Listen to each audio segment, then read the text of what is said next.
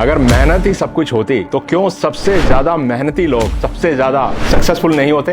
और सबसे ज्यादा डेंजरस बात, इस लॉ को तोड़ते रहते हैं। Hard work alone will not bring riches.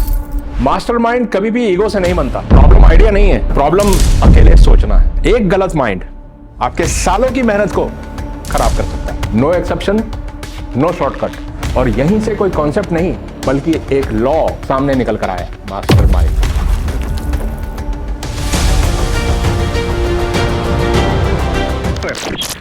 Now, here are some interesting facts about the mastermind.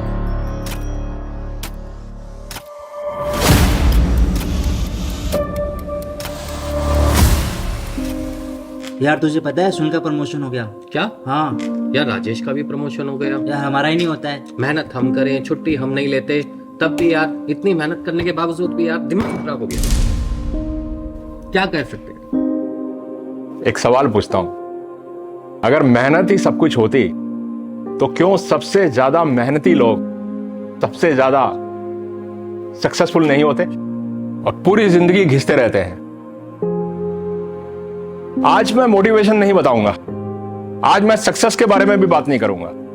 मैं आज बात करूंगा उस इनविजिबल लॉ के बारे में जो क्वाइटली डिसाइड करती है कि आपकी मेहनत मल्टीप्लाई होगी या फिर साइलेंटली मर जाएगी।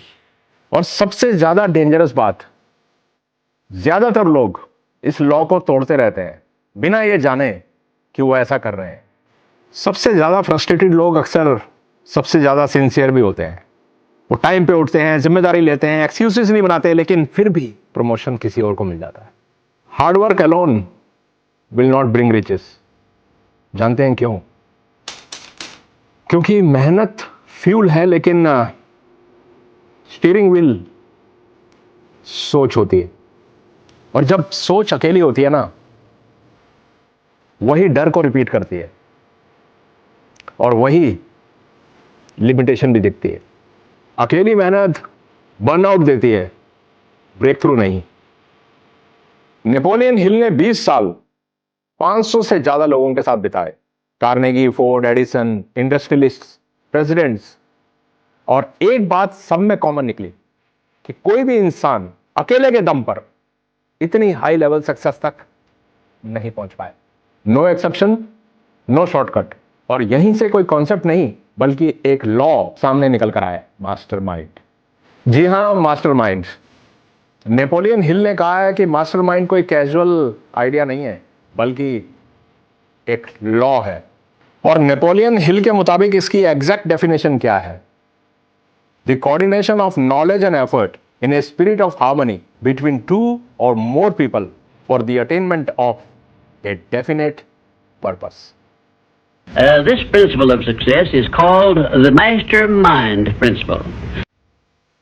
नेपोलियन हिल एक खास बात बोलते हैं, people meet but minds rarely cooperate. लोग साथ में बैठते हैं लेकिन ईगो भी साथ में बैठ जाता है। कोई डोमिनेट करता है, कोई इंप्रेस करता है, कोई क्रेडिट चाहता है। मास्टरमाइंड कभी भी ईगो से नहीं बनता, मास्टरमाइंड ह्यूमिलिटी से बनता है। और जहां मैं लाउड होता है ना, वहां हम मर जाता है। जब दो या ज्यादा लोग एक ही उद्देश्य के लिए ईगो को छोड़कर साथ में बैठते हैं, साथ में सोचते हैं, तो नेपोलियन हिल के मुताबिक एक तीसरी शक्ति पैदा होती है और वो इसे थर्ड माइंड कहते हैं। और इसीलिए कहते हैं ना कि एक और एक दो नहीं होते, एक और एक 11 हो जाते हैं। एक एग्जाम्पल से समझाऊं, एक स्टूडेंट अकेला पढ़ता है तो सिलेबस तो खत्म कर सकता है, लेकिन जब वो ग्रुप में पढ़ता है, क्योंकि कोई क्वेश्चन समझाता है, कोई कॉन्फिडेंस लेवल को बढ़ाता है और कोई गलती पकड़ता है। और ये मेहनत ही हमेशा काम नहीं आती, मास्टर माइंड आपको बहुत आगे तक लेके जा सकता है। अब क्रिकेट को ही ले लीजिए, 11 अच्छे खिलाड़ी अगर तालमेल ना हो तो टीम हार जाती है। और वहीं एवरेज खिलाड़ी अगर एक दूसरे को अच्छे से समझ लें तो इतिहास बना देते हैं। इंडिविजुअल नहीं जीतता, टीम जीतती है। अब एक बात अच्छे से समझ लेते हैं, ये मास्टरमाइंड क्या नहीं है। व्हाट्सएप ग्रुप, कॉफी चाय की मीटिंग और यस मैन सर्कल, गॉसिपिंग का नेटवर्क।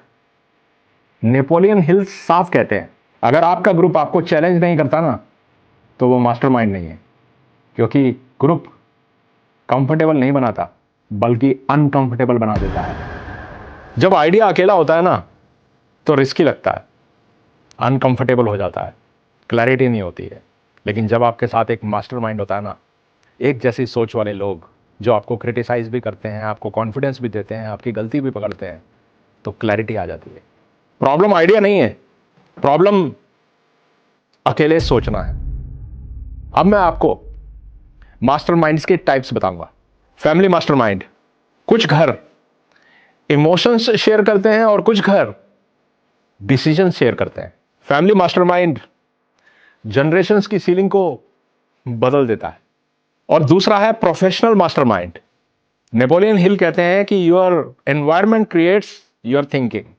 और जहां पर कंप्लेंट्स होती है ना, कंप्लेंट सर्कुलेट करती हैं, वहां इंटेलिजेंस बिल्कुल ड्रॉप हो जाती है। Your environment decides your future. बहुत ज्यादा जरूरी बात बताने वाला हूं। आप जिन लोगों के साथ उठते बैठते हैं ना और ज्यादातर समय बिताते हैं, जिनके साथ आप सलाह करते हैं, वही लोग आपका फ्यूचर बनाते हैं। अगर आपके 4 फ्रेंड्स नकारा है ना, तो आप भी नकारा बनने वाले हैं। और अगर आपके 4 दोस्त फ्यूचर की बातें करते हैं, ग्रोथ की बातें करते हैं, सक्सेस की बातें करते हैं, पैसा कमाने की बातें करते हैं, आइडियाज के बारे में बात करते हैं, तो अगला नंबर आपका ही है, आप भी उन जैसे बन जाएंगे। अब बात करते हैं नेपोलियन हिल की सबसे मिसअंडरस्टूड टीचिंग के बारे में। जी हाँ, इमेजिनरी मास्टरमाइंड ग्रुप। और नेपोलियन हिल कहते हैं कि you may be physically alone but you never need to be mentally alone. और हिल मानते हैं कि उनकी जिंदगी में कई बार ऐसे मोमेंट आए जब कोई एडवाइजर नहीं था, कोई मेंटर नहीं था, कोई बोर्ड रूम नहीं था, लेकिन उनको डिसीजन लेने थे। और तब उन्होंने इस मास्टरमाइंड ग्रुप की स्थापना की और यहीं से जन्म हुआ इमेजिनरी मास्टरमाइंड ग्रुप का। ये कोई फैंटेसी नहीं है, बल्कि ये डायरेक्टेड प्रिंसिपल है। उन्होंने इंसान नहीं चुने, उन्होंने स्टैंडर्ड चुने। उन्होंने लिंकन को करेज के लिए चुना, उन्होंने एडिसन को परसिस्टेंस के लिए चुना, उन्होंने फोर्ड को स्केल कैसे करते हैं बिजनेस उसके लिए चुना, और उन्होंने कार्नेगी को क्लैरिटी के लिए चुना। अब मैं आपको बिल्कुल सिंपल भाषा में एग्जाम्पल के जरिए समझाने की कोशिश करता हूं। अगर आप भी किसी सवाल के जवाब में अटके हुए हैं और किसी डिसीजन को लेना चाहते हैं, लेकिन आप डिसाइड नहीं कर पा रहे हैं कि ऑप्शन ए चुनूं या ऑप्शन बी चुनूं, तो आप भी ऐसा ही एक मास्टरमाइंड ग्रुप बना सकते हैं जो कि बिल्कुल इमेजिनरी हो। जैसा कि हिल ने बताया, आप भी अपने उस इमेजिनरी मास्टरमाइंड ग्रुप के अंदर एक मीटिंग रख सकते हैं। आप अपनी आंखें बंद कीजिए और इमेजिन कीजिए कि आपके आसपास धीरूभाई अंबानी साहब बैठे हैं, जिनसे आप सवाल पूछ सकते हैं और वो आपको आपका जवाब दे रहे हैं। आपके सामने स्टीव जॉब्स बैठे हैं, आपके सामने रतन टाटा जी बैठे हैं, तो वो आपको स्ट्रेटेजी बता सकते हैं। आप इमेजिन करिए, आप उनसे इमेजिनेशन के अंदर ही सवाल पूछिए और इमेजिन करिए कि वो आपको जवाब दे रहे हैं और ये जवाब दे रहे हैं। आप भी पूछ सकते हैं स्टीव जॉब्स से कि कैसे आप अपने बिजनेस के अंदर क्या इंप्रूवमेंट करें, अपने प्रोडक्ट को, अपनी सर्विसेज को हाई क्वालिटी का बनाएं कि वो मार्केट के अंदर एक मोनोपोली बन जाए। आप रतन टाटा साहब से पूछ सकते हैं कि कैसे उन्होंने एक सिंगल मैन होते हुए भी इतनी सारी इंडस्ट्रीज एक साथ चलाई सक्सेसफुली, तो कैसे अपने बिजनेस को स्केल करना है। और आप इमेजिन करिए कि रतन टाटा साहब आपको उस सवाल का जवाब दे रहे हैं और आप सुन रहे हैं। तो हिल ने यही बताया था, create a mental imaginary group of masterminds, जहां वो लोग आपको सलाह देंगे, आप इमेजिन कीजिए वो क्या जवाब दे रहे हैं।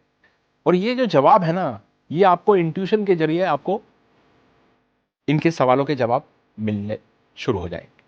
अब हम हार्मनी की बात करते हैं। हार्मनी का मतलब यह है कि अगर आपके ग्रुप के अंदर, आपके प्रेजेंट मास्टरमाइंड ग्रुप के अंदर अगर हार्मनी नहीं है ना, तो ईगो खा जाएगा उसको। मेरा आइडिया, मेरा डिसीजन, मैं ही डिसाइड करूंगा, अगर ऐसी चीजें होती है ना अगर आपके ग्रुप में, तो मास्टरमाइंड मर जाता है। क्या आपको पता है कि हाईली इंटेलिजेंट लोग भी अक्सर फेल हो जाया करते हैं? क्योंकि एजुकेटेड ईगो जो होती है ना, ये साइलेंट किलर होती है। एजुकेशन अकेले ही सक्सेस नहीं दिलाती, बल्कि अलाइनमेंट भी दिलाती है। तो अगर आपने डिसाइड कर लिया है कि आप भी मास्टरमाइंड ग्रुप बनाना चाहते हैं, तो इसके रूल्स समझ लीजिए। पहली बात तो एक डेफिनेट पर्पस होना चाहिए और आपके आसपास वो कंप्लीमेंट्री माइंड्स होने चाहिए और कोई ईगो नहीं होनी चाहिए, और एक्शन मैंडेटरी है। और याद रखिएगा, एक भी माइंड अगर आपके अलाइनमेंट में नहीं है ना, तो पूरे सालों की मेहनत को खराब कर सकता है। अगर आज आप स्टक हो तो ये मत सोचो कि मेरे में क्या कमी है, बल्कि ये सोचो कि मैं किसके साथ सोच रहा हूं। अकेले स्ट्रांग बनो, लेकिन जीतने के लिए साथ चलना शुरू करो।